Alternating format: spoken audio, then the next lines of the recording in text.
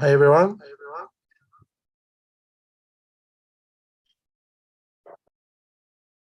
Welcome to everyone to our webinar, Seismic Inversion for Improved Reservoir Modeling. I am Abdullah Abdurrahman, a business developer in Reservoir Solutions company. I'm happy to have this short presentation about reservoir solutions. And also, I will introduce our instructor, Mr. Caesar Peter, for the instructor for our today webinar. So about Reservoir Solutions is a company specialized in providing technical studies and courses for oil and gas companies and professionals. The company incorporates many professionals with diverse technical background related to oil and gas exploration and production.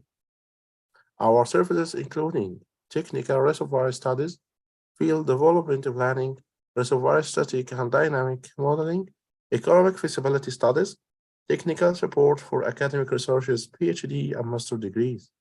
Also, we are assisting in writing technical papers and publishing technical petroleum courses by industry expertise, and we are also providing mentorship programs. So we have upcoming course that will be into the next May, inshallah. It will start on the 1st of May. Okay, it will be about the static and dynamic reservoir modeling. This workshop will be from scratch data to complete reservoir modeling. A lot of things that will be learned during 2 weeks of learning, hands-on experience workshop.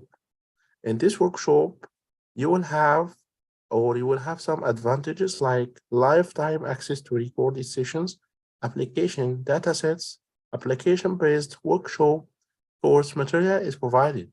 You will have also at the end of the course 2 days project to confirm full understanding. You will have open discussion with the instructor during and also after course. So don't worry if you miss anything, you can ask even after the course. At the end of the course, you will have certificate with online identification ID on our website.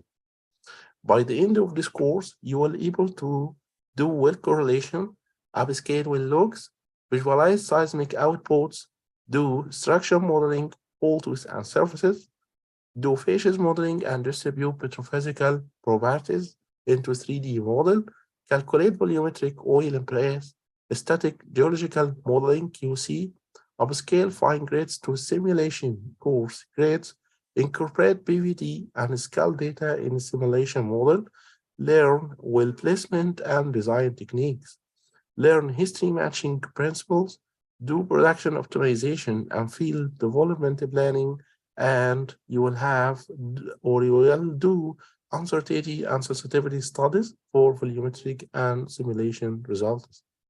The detailed content or the link to upload or download the detailed content will be sent into the Zoom chat.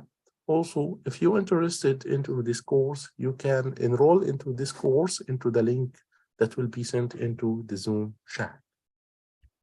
About our today webinar, the instructor for our today webinar, Professor Caesar Peter. Professor Caesar Peter is a reservoir geophysicist, a theoretical physicist with a master's degree in reservoir characterization and specialization in multi-component seismic technology, with 25 years of experience managing integrating methodologies of geosciences and engineering for reservoir characterization. He is professional specialized in quantitative seismic interpretation for risk reduction in the exploration and production businesses, specialized in the analysis and processing of vertical seismic profile data and cross-well seismic data interpretation. He participated in research projects for the implementation of new technologies, like development of computer codes for the processing of seismic and VSP data, Fortran programming for stratigraphic seismic inversion algorithms, MATLAB codes for rock physics analysis, a leader in projects for the creation of software for the integrated interpretation of geophysical data similar to the commercial programs Paradigm, Landmark, and also. He also has extensive expertise in the integration of petrophysical records with seismic data for reservoir characterization. Professional who was updated in the state-of-the-art of quantitative seismic interpretation for the implementation of innovative solutions. Implementation of new seismic to well-time methodology based on seismic inversion for complex reservoirs where conventional technologies fail. Inversion of multi-component seismic data and unconventional seismic attributes for reservoirs in complex stratigraphic settings where the analysis of conventional seismic properties fail in the construction of reservoir property maps. Also, he incorporated in designing a new mathematical algorithm of seismic data migration to handle extremely big angle depths typical of salt domes. So a lot of experience that will be shared during our session are expecting that. So please be patient and also try to listen carefully. And if you have any question, please drop it into the Zoom chat and our instructor will answer as possible as we can. So for the webinar rules, please ask your question into the Zoom chat, mute your microphone and camera, fill into the form sent into the chat to get a webinar certificate that will be sent within 1 week. For the upcoming events and courses, you can join our Telegram channel and the links will be sent into the Zoom chat. For more information, you can contact us through our mail or WhatsApp. So thank you all and hope you beneficial webinar, inshallah. And Professor Cesar, you can start now. Okay, thank you. Thank you very much. I'm going to start sharing my presentation.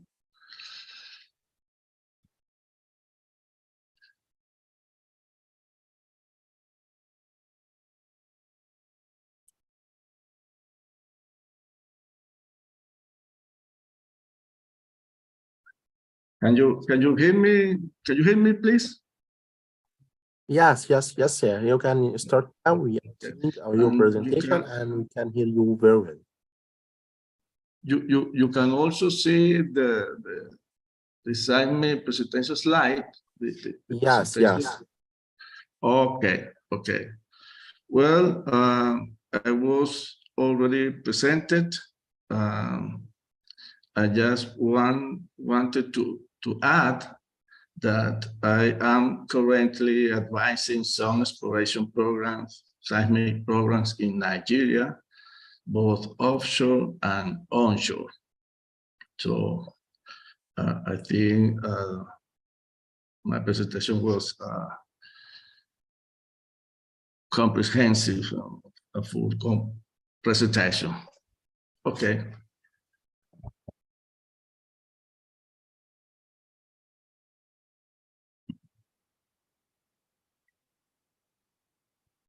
Okay. Let's start. Okay, let's start with a definition of seismic inversion. I'm going to read this definition here. Seismic inversion is an interpretation tool that ultimately integrates geological and petrophysical information with seismic data to build an image of subsurface rock property with a higher resolution than that of conventional seismic images and a better correlation with well-logged data. Here, we show an example of some benefits of seismic inversion.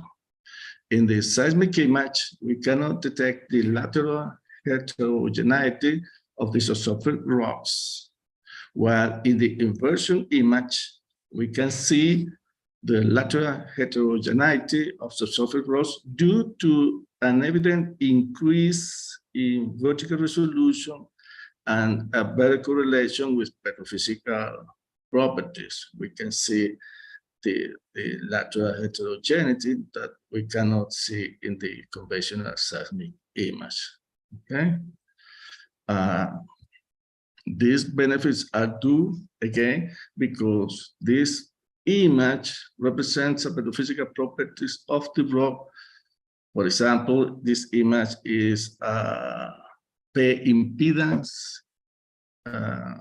image. It has high resolution, high lateral coverage, and highlights the lateral heterogeneity of the reservoir, and is useful for prediction and, in many cases, fluid type prediction. Okay, this is the first example. I'm going to share two examples. This is the first example. It's about an improved gas reservoir delineation by estimating density from seismic amplitude. This case study was published in the scientific journal The Leading Edge and is entitled An Improved Gas Reservoir Delineation from Seismic-Derived Impedance and Density Interpretation at the Dragon Field, Venezuela. This article was published in the year 2014 by the Leading Edge. Okay, in this slide, we show the study area, the Dragon Field. This field is located offshore eastern Venezuela and was discovered in the 1980s. This field offers an excellent opportunity for the production of gas methane.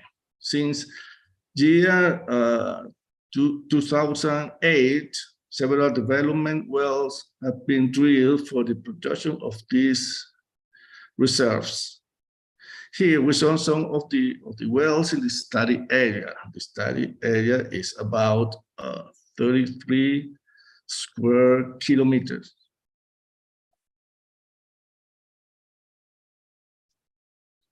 Okay, here we show the geologic setting. In this field, 3 stratigraphic units, units A3, A2, and A1 of late Miocene and early Pliocene age have been identified.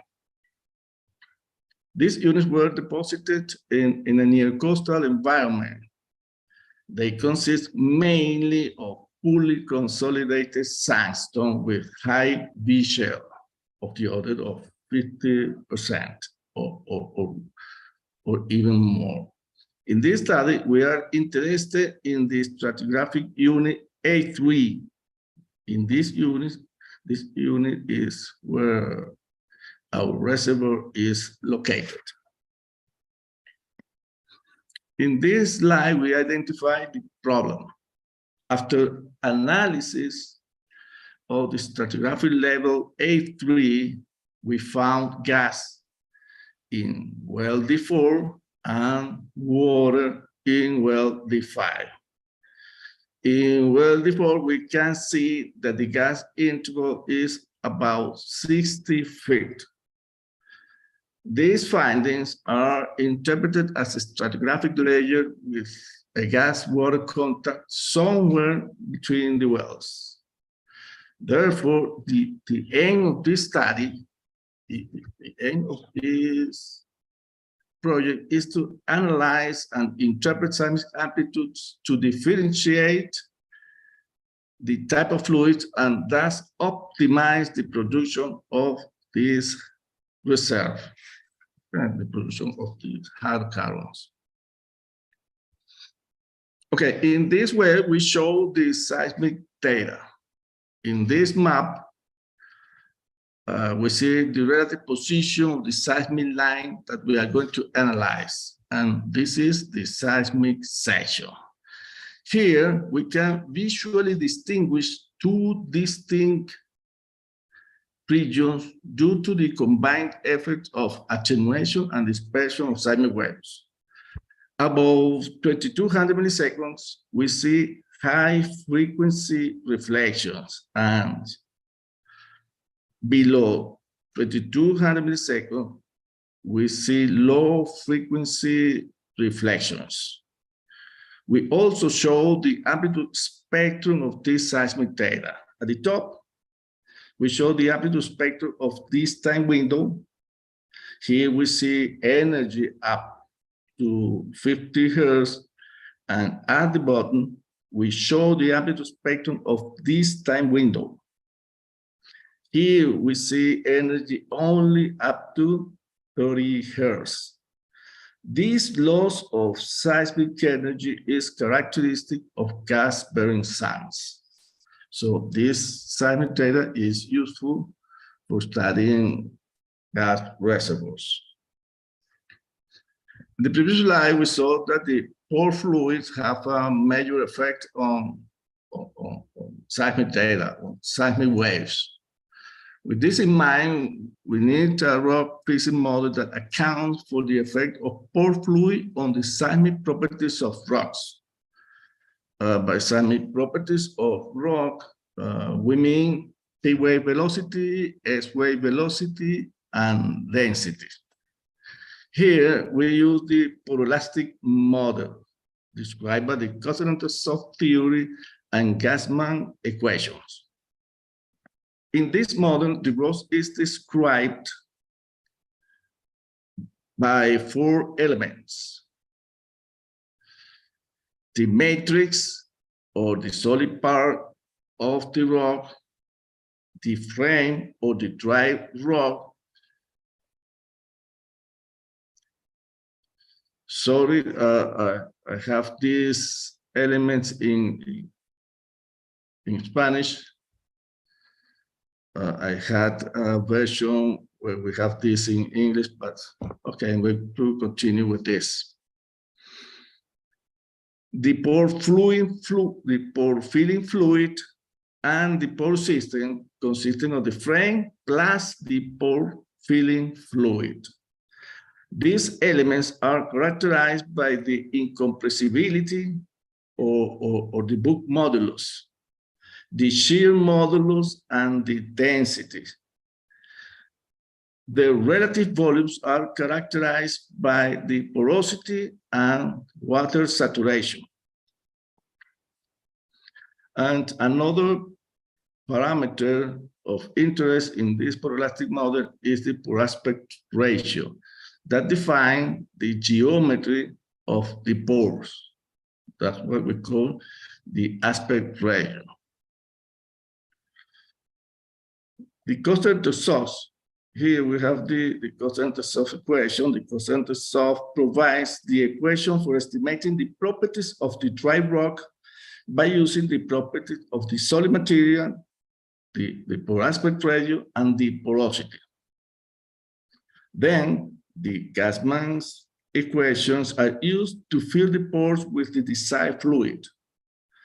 With these rock saturated properties, we estimate the seismic velocities, the P wave velocity and the S wave velocity. These velocities plus the density completely describe the seismic wave propagation in isotropic media. One of the consequences of the poroelastic model is that the P wave and S wave velocities are sensitive to fluid saturation. In this case, the wave propagation is sensitive to the fluid type. So this is a good tool for analyzing or filling fluids in subsurface strata.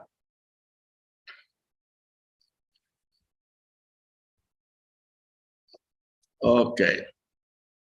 The first thing we do in quantitative seismic interpretation is to investigate possible connections between petrophysical parameters and seismic rock properties.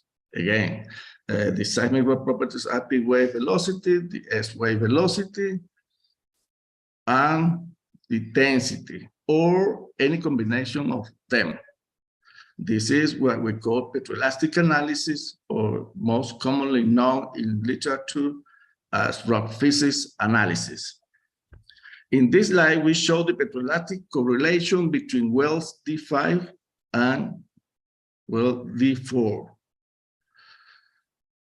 In the map, we can see the relative position of wells. In particular, we see the relative position of well D5 and D4.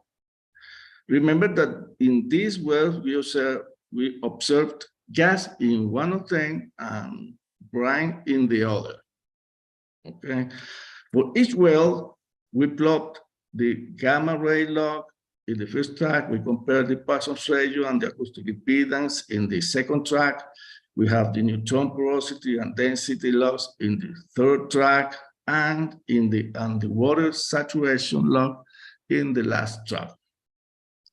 Let's focus on well D5. In the upper part of this stratigraphic column, in this part, we can identify 3 gas-bearing sands that are characterized by a Poisson's ratio of less than 0.3.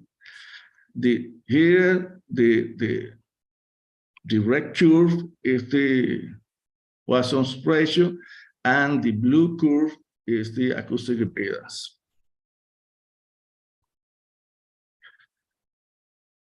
Okay, now if we go to the stratigraphic level A3, this level, we know that this level is saturated with water. We see that the Poisson's ratio is greater than 0.3. For this well, we conclude that gas-bearing sands have a Poisson's ratio less than 0.3, and wet sands have a Poisson's ratio greater than 0.3.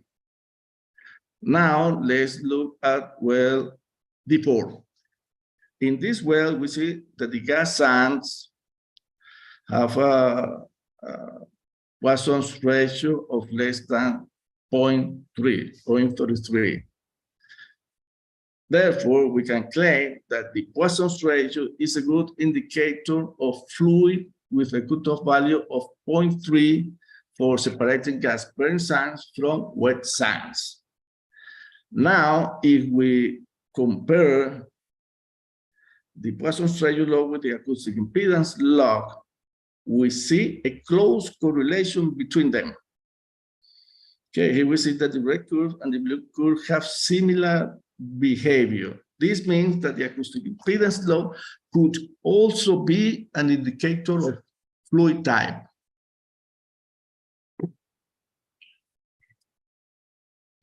In this slide,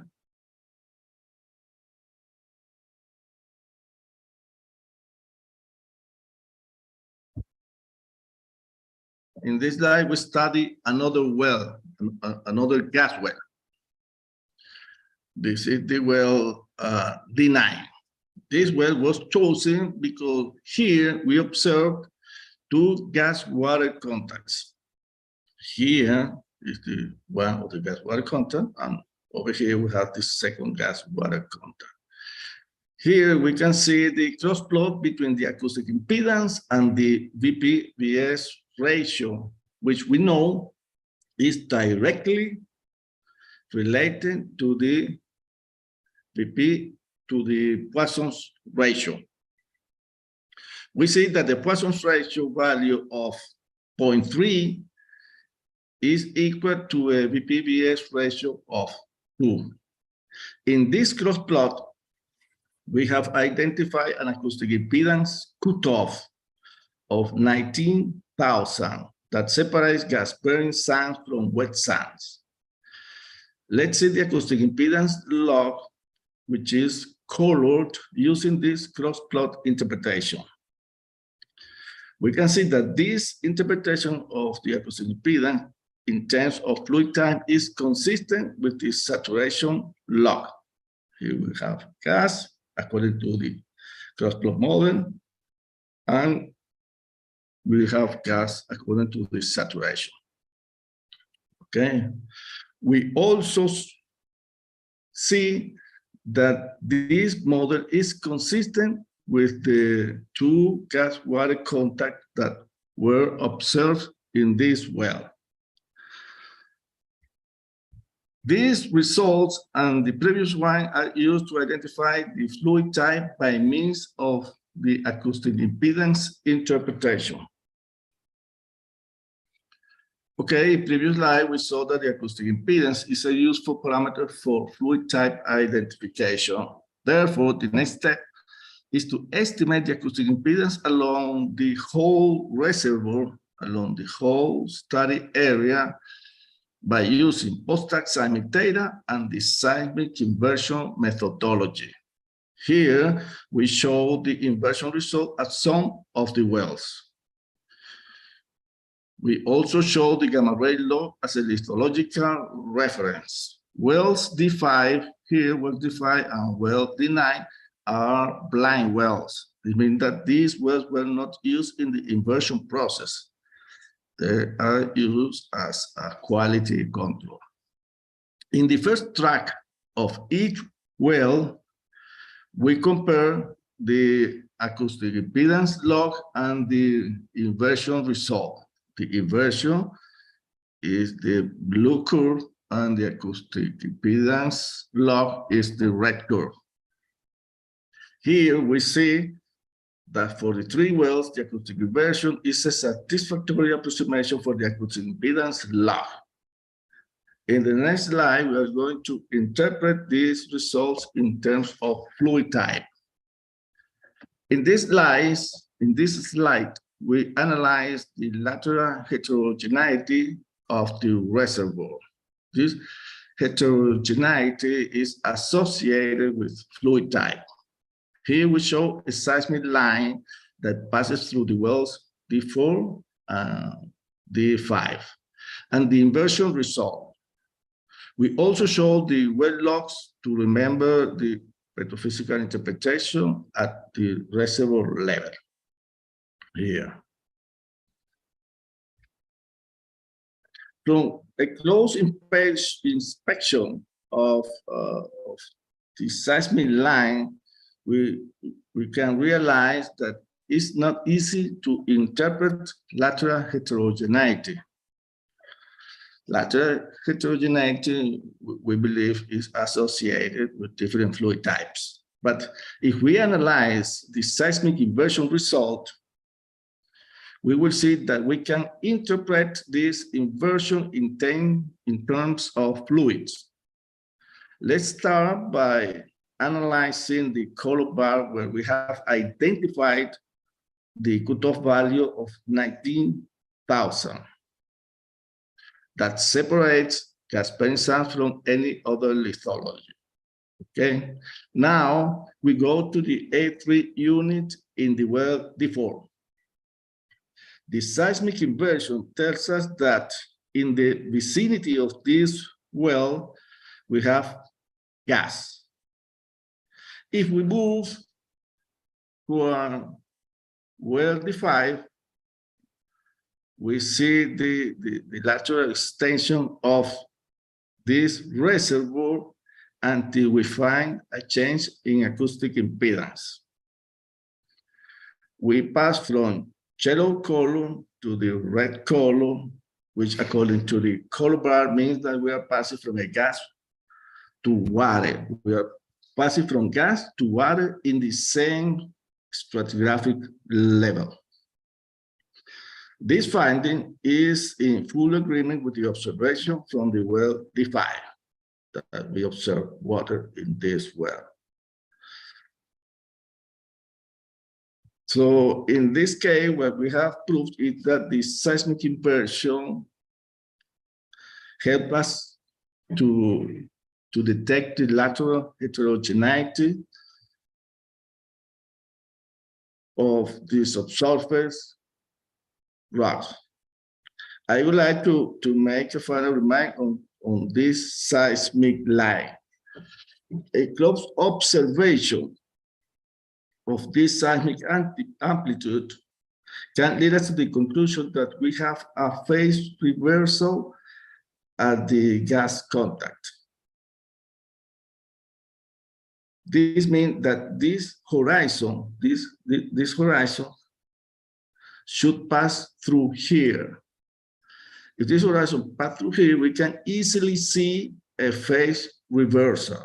This change of polarity is almost always associated with different fluid.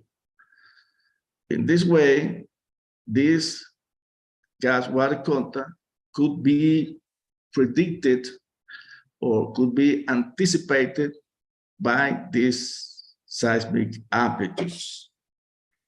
Okay, but of course, the inversion reveal the lateral heterogeneity easier than that we can do using this seismic, the conventional seismic display. Okay. Now, let's see how good the acoustic impedance delineate the gas reservoir. In this map, we show the distribution of the acoustic impedance in the reservoir. As we did before, we identify in the color scale bar, the acoustic impedance cutoff. Above this cutoff, we have water, and below the cutoff, we have gas.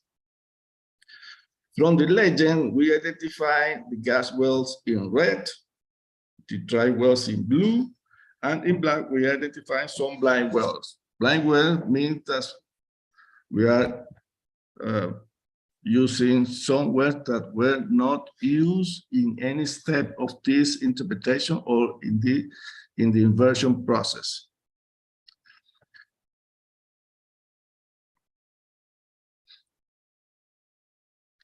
Okay, as we can see here in this map, this must satisfy the knowledge that we know, the knowledge of well-defined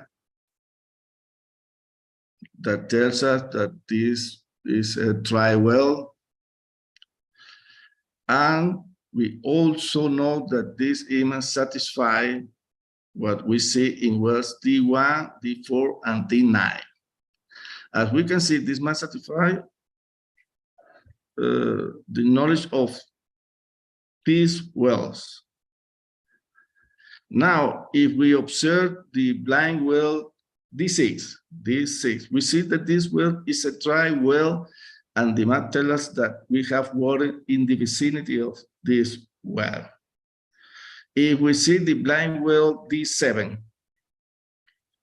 we see that this is a gas well that fits correctly into the acoustic impedance map. Okay, we can see here the reservoir level that observe gas. But now, if we go to the blind well, the 8, we cannot say if it is a dry well or a gas well. Okay, we have an uncertainty. This means that this reservoir delineation needs to be improved. Okay, why acoustic impedance introduces appreciable uncertainty in fluid identification? To answer this question, we need to introduce the porolastic model to analyze the effect of fluid on the acoustic impedance.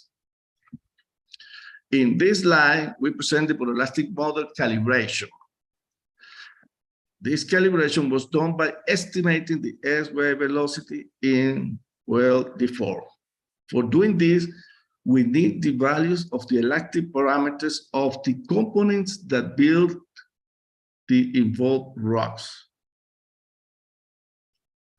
From the X-ray analysis, we know that we are dealing with illite and illite smectite as the main clay minerals. For these minerals, the incompressibility or book modulus is 20 gigapascals and the shear modulus is 8.8 gigapascals. And for the quartz mineral, the book modulus is 38 gigapascal and the shear modulus is 44 gigapascal. On the other hand, from the geochemical analysis at in situ conditions of pressure and temperature, and by using the well-known Parcel and Wang equations, we have that the incompressibility or book modulus for the gas is 73 megapascals, and for the brine is 2,500 megapascal. By combining this data with the big clay log, the saturation log, the P wave log, and the density log, we can estimate the S wave velocity.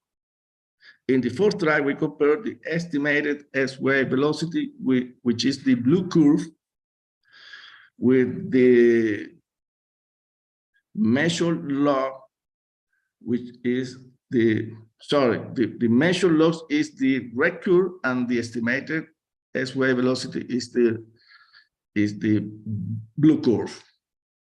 From this comparison, we see that both curves are quite similar, which means that our proelastic model is correctly calibrated and is ready to be used in our reservoir studies.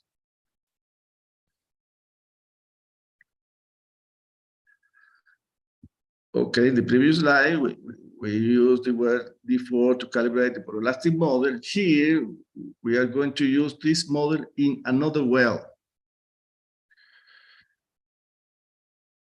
This was done in order to test its predictive power, the predictive power of the proelastic model. This exercise is accomplished by building a raw physics template on the cross plot of acoustic impedance and VP/VS ratio. In the left part of the figure here, we are showing the cross plot. In this cross plot, if we see the legend, we see that the square dots represent the measured logs, and the rounded points represents the proelastic model, the theoretical model. In this template, we can identify the water line defined by synthetic data points with 100% water saturation and with porosities ranging from 10 to 35%. The porosities range from here 10% to 35%. This is the water line.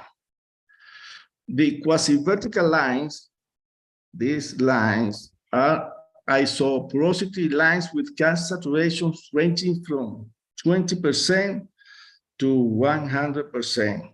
In this cross plot, we also have identified two clusters of data points separated by the VP/VS ratio cutoff, which we know is 2.0. This is the VP/VS cutoff.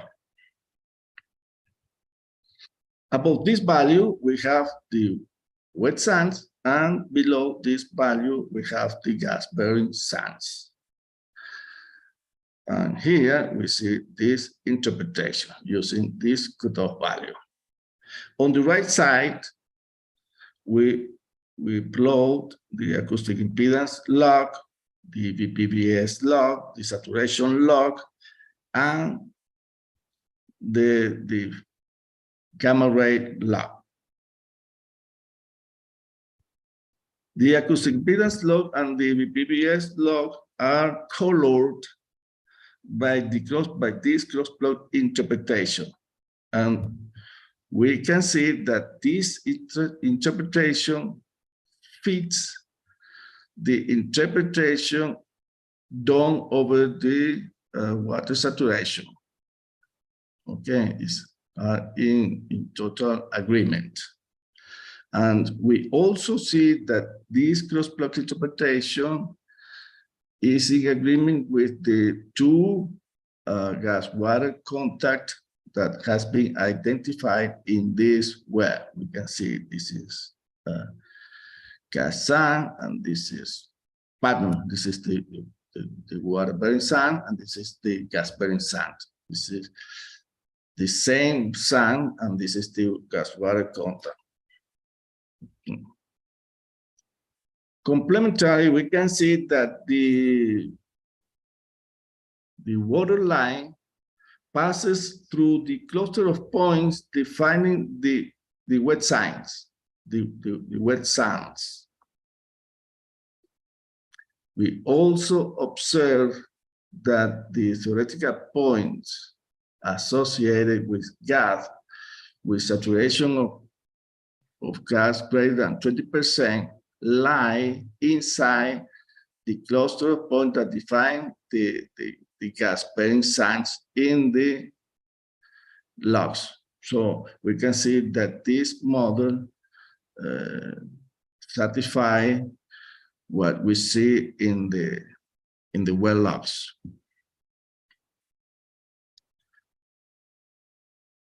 So we can conclude that this rock physics model is very useful for describing and understanding these reservoirs. We have two reservoirs, but we are mainly interested in this stratigraphic column. Okay, this slide shows the fluid replacement model to understand the behavior of acoustic impedance in the presence of different fluids. At the top, we plot the velocity versus water saturation. In this graph, we observe that two different saturations have the same peak wave velocity. Here we have a gas-bearing sand, here we have a wet-bearing sand, and both different sand have the same peak wave velocity. We believe that this ambiguity is the main cause of the uncertainty in the interpretation of the acoustic impedance in terms of saturation or in terms of fluid identification. At the bottom here, we plot the density against water saturation, and we see a linear response. Therefore, density seems to be a better parameter to be associated, to be correlated with saturation, or to be used for fluid type identification.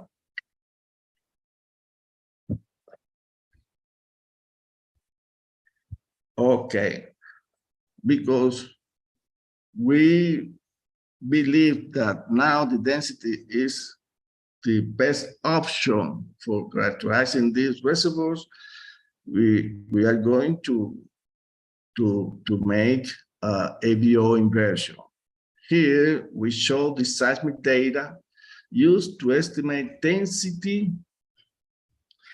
by means of AVO inversion. In the left part, we show the geometry of the seismic experiment.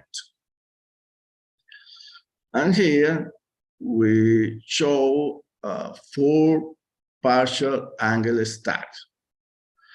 These 4 partial angle stacks are associated with the central angles of the first one, 6 degrees, the second with 18 degrees, the third one with 30 degrees, and the last seismic image is associated with a central angle of 42 degrees. Here we can note that the this ultra-far stack is of good quality. We believe that we can estimate density because we need a high aperture angle for estimating density with the quality required for proper reservoir characterization or reservoir analysis using this attribute, the density of estimated from this seismic data. Therefore, we use this data to estimate density of subsurface rocks. Here we show the result of the AVO inversion and compare it with the acoustic inversion. This is the first map we got, and this is the density map. The first thing that stands out from this comparison is that from the acoustic inversion, we cannot predict the type of fluid in the vicinity of the 8th well, while the density inversion predicts that the rock is saturated with water, as confirmed by the saturation log. This result shows that the density inversion significantly improved the reservoir delineation. Okay, that was the first example. We improved the reservoir characterization by introducing the AVO inversion. And here we have this second example. This case study is a compelling example that highlights the importance of knowing the theory of the inverse problem if we want to minimize or to avoid misinterpretations. The problem here is that many of the analyzed attributes, including an acoustic inversion study, do not show the lateral heterogeneity of the target stratigraphic interval, as seen in the P1 and P2 wells. This seismic amplitude, in the seismic amplitude, we see that we don't see lateral heterogeneity, but after the P2 well was drilled, we see that what this well saw is different from what we have in the vicinity of well P1. We have a lateral heterogeneity that was captured by those wells that cannot be seen in the previous attributes and inversion studies. Let's see what this problem is about. Okay. The first thing we need to do is to analyze the seismic data. In the map, we see two seismic lines, the line L1 and the line L2. On the right side of this line, we have two seismic lines. In the upper part, we see the seismic line L1, and in the lower part, we see the line L2. In this line, this is a kind of a zoom. We see more details. This is a very small line. Okay, we can see more detail. In this line, we can observe the noisy nature of the seismic data. You can see that this is a very, very noisy data. And the noise level is about 38%. This is a very big value. Here, this noise was estimated using a methodology called multi-trace coherence analysis that quantifies the degree of similarity between traces. The characteristic that we must remember in the rest of this talk is that this noise is very high. A noise of around 38% is very high noise for seismic attribute analysis and for seismic inversion studies. In this slide, we show the seismic to well calibration. This process, as all we know, consists of locating the well in the correct position within the seismic cube. In the left part of this slide, we see the time to depth conversion. This process was done by means of the check shot survey.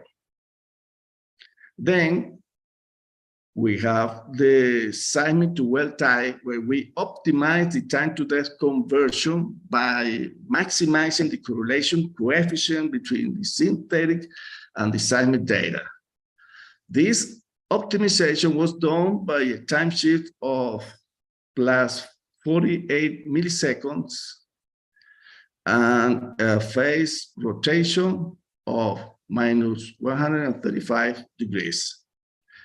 In the right part of this slide, we see the extracted wavelet and its associated vertical resolution is of the order of 300 feet. We will see later that the vertical resolution can be improved by the seismic inversion. Here, we start analyzing the seismic inversion around the well P1 to understand why this inversion was unable to detect the lateral heterogeneity between wells P1 and P2. So,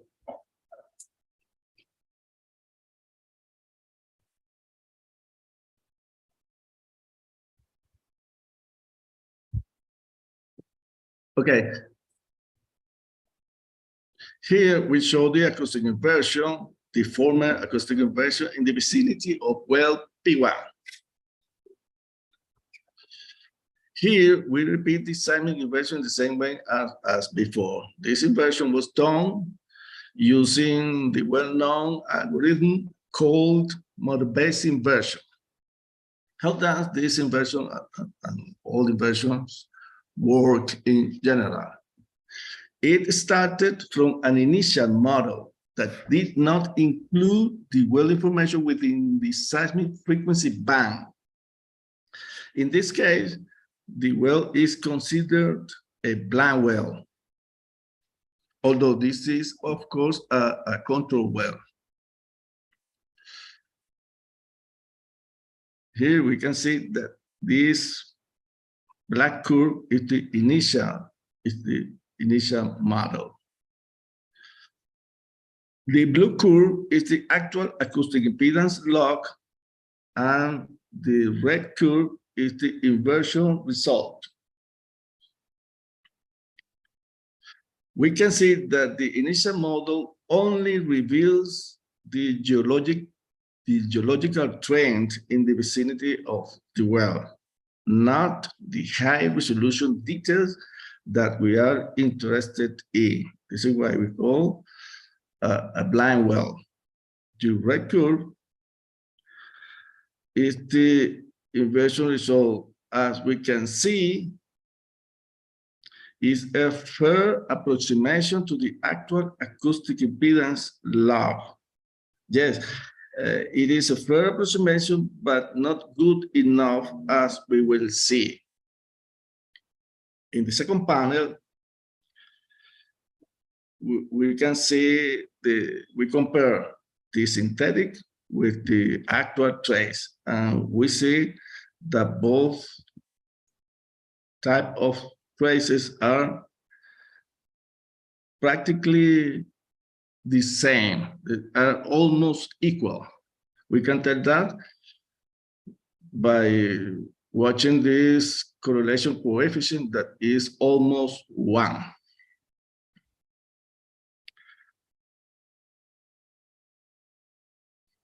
As we will see later, this is maybe not good to have a very high correlation coefficient.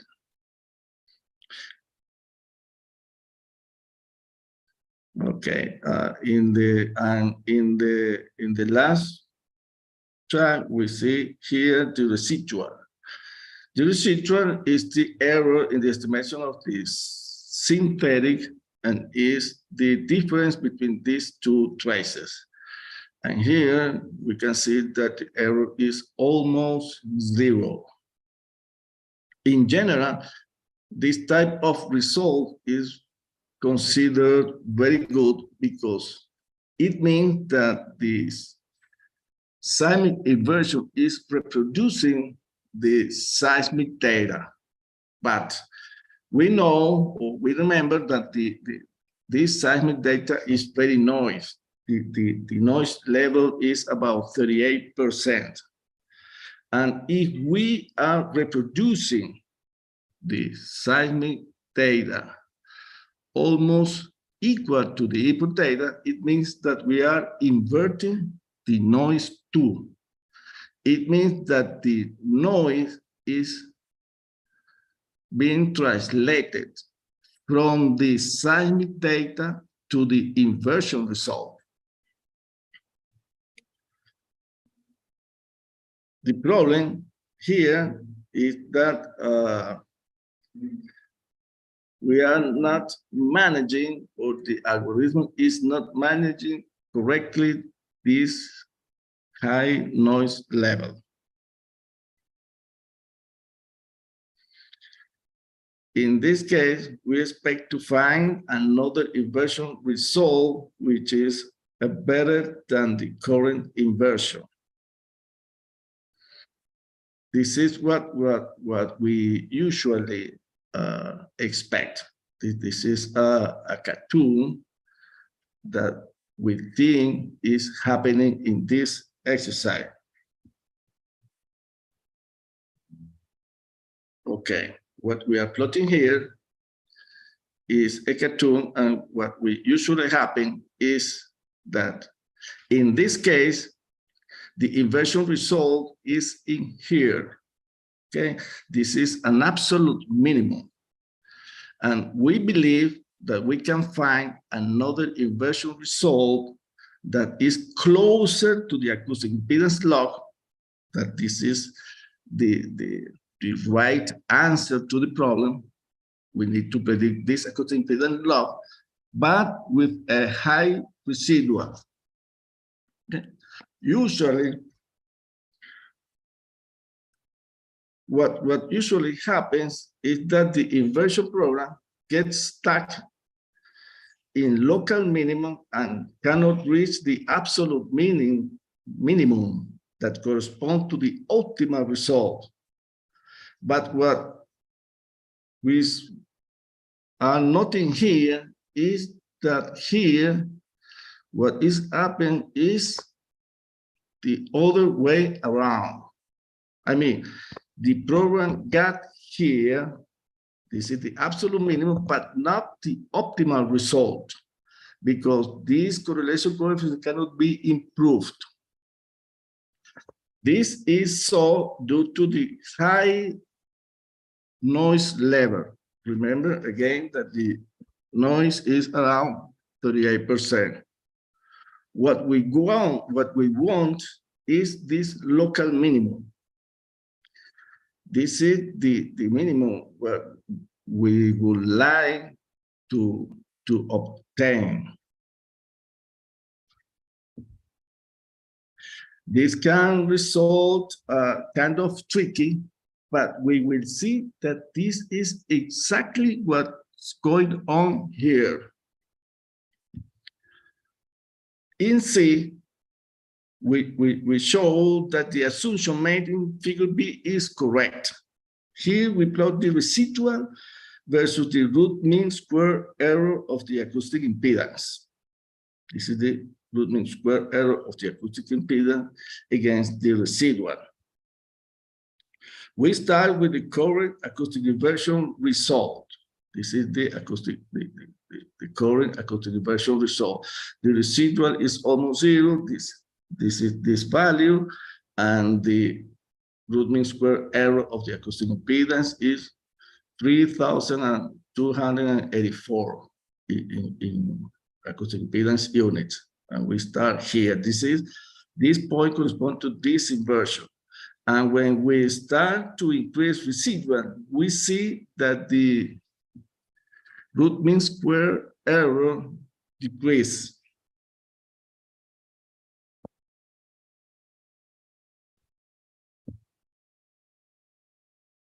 And this decrease follows until a minimum is found. So this means that the previous assumption made here was correct. This result permits us to claim that we can improve this inversion result by deteriorating the correlation coefficient and by deteriorating the residual. See, we decrease the error, but deteriorate the residual. Let's see if this is possible. Okay. In this slide, we show three different seismic inversion outcomes using three different acoustic inversion algorithms. The first example corresponds to the model-based inversion algorithm already discussed in the previous slide. The second example corresponds to the sparse pack inversion algorithm. in this example, we see that the inversion result, the red curve, is closer to the acoustic impedance log than in the first example. The inversion improved.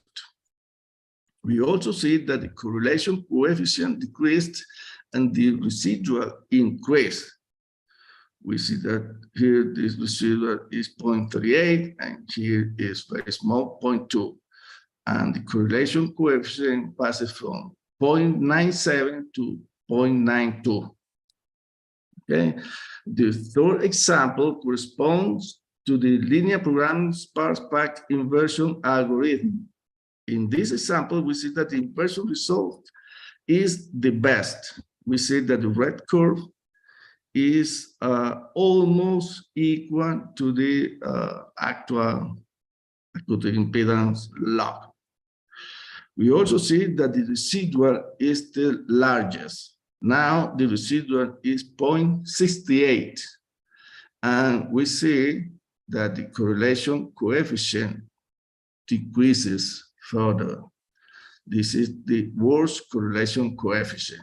In this case, we see that while the residual and the correlation coefficients are deteriorated, the inversion is improved. And the reason for this is the high level of noise. Here we are plotting the residual against the algorithms used and the root mean square error of the acoustic impedance result. We see here that when the residual increases or when the residual deteriorates, the inversion improves. This is contrary what we usually expect. Here we see that it's not always true that the lower the residual, the better the inversion, or the higher the correlation coefficient, the better the inversion. This is a compelling example, okay? These values are worse values compared to these values, but the inversion is the best, okay? After knowing the characteristics of the seismic data and the technical reasons that contributed to the failure of the initial acoustic inversion, on this slide, we will look at the geological reason why that inversion did not work.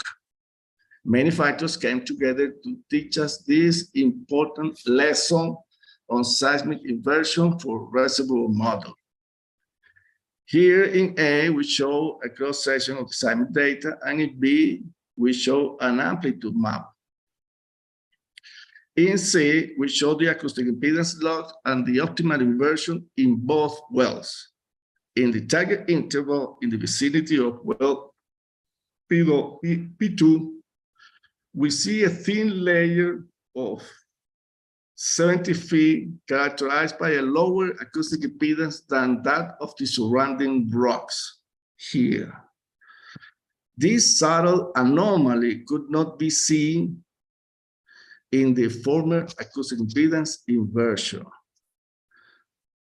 Please note here that this thin layer does not exist in the P1 well. Detecting this subtle geologic anomaly required an accurate acoustic impedance estimation that was not easy to achieve because of the noisy character of the seismic data.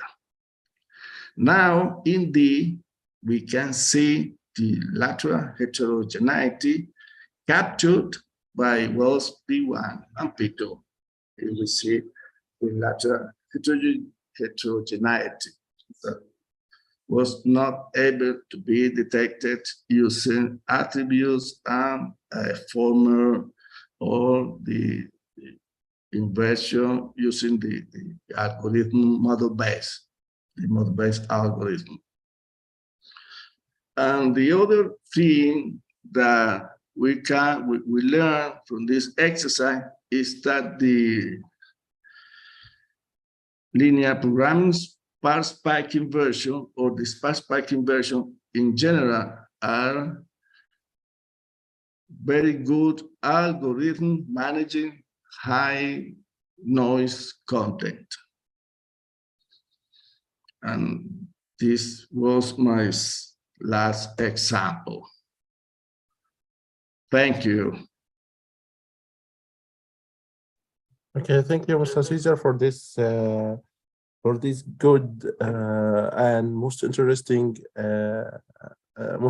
slides about the seismic inversion.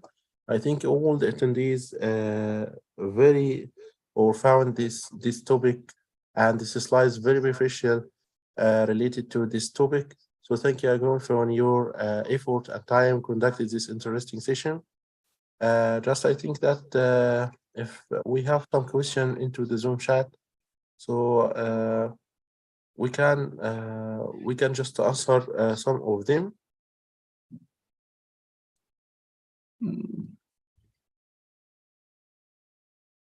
So for the participants, if you have any question, please drop it into the Zoom chat. Pardon, didn't get the last part.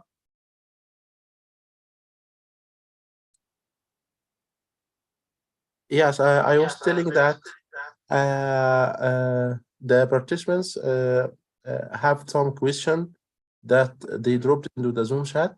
So just I will collect some of them. Okay. So we have a question here about the coefficient of correlation. Is it calculated for the full or only for the full field or only to the reservoir? Okay. This correlation coefficient was estimated using the time window of 500 milliseconds, not only on the reservoir interval, but beyond. This was made over 500 milliseconds, but in the vicinity of the wells, of course, not on the whole 3D, but in the vicinity of the wells. Okay. We have another question. Was there any particular reason for choosing 18,000 at the cutoff for well D4 and D5?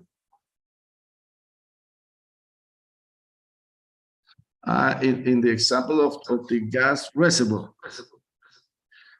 Yes, but those were used primarily because one well identified one of these well was a dry well, and the other one was a gas well. And we were interested in detect differences in seismic phases associated to differences in fluid. That was the reason why we choose those wells. Okay. We have another question. What is the relationship between 1B impedance with water saturation, gas saturation, oil saturation, and pressure rate? A ratio rate. Yeah. Didn't understand the question. Could you please elaborate more? Yes. He is asking about the relationship between impedance with water saturation, gas saturation, oil saturation, and pressure rate.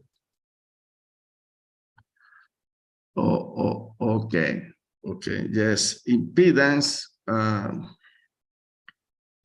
usually impedance is a well parameter to detect gas, but is not a good parameter to quantify amounts of gas. Okay. In some situations, happens the same with the oil. Using acoustic impedance can be useful for detecting oil in comparison with dry wells. But this is not always the case. Okay, I mean, you can detect in some situations oil with acoustic impedance, but it's not always the case. In those cases, we need to go to AVO inversion or conventional AVO. Okay, but to detect oil with AVO, it is not straightforward. That not always work. It depends on several characteristics, the correct environment, the correct pressures, temperature, and saturations. There are many parameters that can influence on that detection, but each case needs to be analyzed in detail. There's no way to say a general recipe for detecting oil with acoustic impedance or elastic impedance. Okay, thank you. Just the last question due to our time of the session. The last question is saying, why don't you use another rock physics models like stiffness, for example? Could you repeat, please? I didn't hear you. Yes. I hear very low. The question is saying, why we don't use another rock physics models like stiffness, for example? Like stiffness? Yes, he is just recommending why, if there is other models for rock physics like stiffness, why we didn't use them? Oh, okay. Yes, it's possible to use another models, but in this case in particular, the Koster, Toksov, and Kasman equation were attractive because we know the exact values of the components of the solid part of the rock. We only have clays and quartz, and in this case, this model was very, very good. But of course, we can use other. In this case, other models can work very well. Yes, but this is the one that was easier to use because it's easier to understand. But other models can lead us to the same result. Okay, so thank you, Professor Caesar, for your time and effort to conduct such interesting session. So it was very, very wonderful session, and I think that all the participants benefited a lot of information during this session. So thank you again for your time and effort. Okay, now thank you. Also, the Reservoir Solutions team is thanking all the participants for their time to attend this session. I would like to remember all the participants that if you would like to have a certificate for attendance, you can fill into the form that was sent into the Zoom chat. Also, if you wanted to get the recording for this session, it will be available in our YouTube channel. Okay, the link for our YouTube channel, the Telegram channel, the LinkedIn page, it will be sent into the Zoom chat now. So please be in contact, and thank you again. And hope you. Yes, sure. I'll be in touch. Can agree on that. Thank you, Professor. Thank you again. Thank you for the opportunity to share with you, with all of you, my experiences in AVO and seismic inversion. Okay. Thank you, Professor. Thank you.